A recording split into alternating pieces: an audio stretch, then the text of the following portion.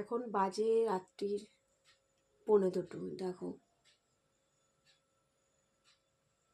আরও তোমাদের সাথে লাইভে কথা বলতে বলতে একবার বমি করলো, এখনও রাতে 2বার করে আরও বমি করলো। এই যে লেপের ওয়ার্ড ঠাট তো সব চেঞ্জ করেই দিয়েছি, সব সকালে কাচবো।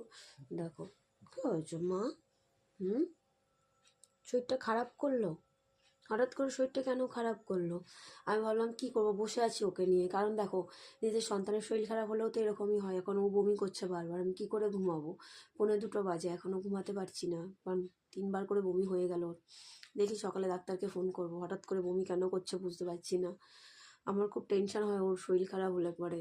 তাই ভাবলাম তোমাদের সাথে একটু এখনই করবো, শেয়ারটা করে রেখে দেবো, তাই একটু শেয়ার করে নিলাম। কী হয়েছে সোনা? কী হয়েছে বাবা? দেখো মুখে চোখে জল দিলাম ওর। চলো তোমরা ঘুমাও, পরে কথা হবে।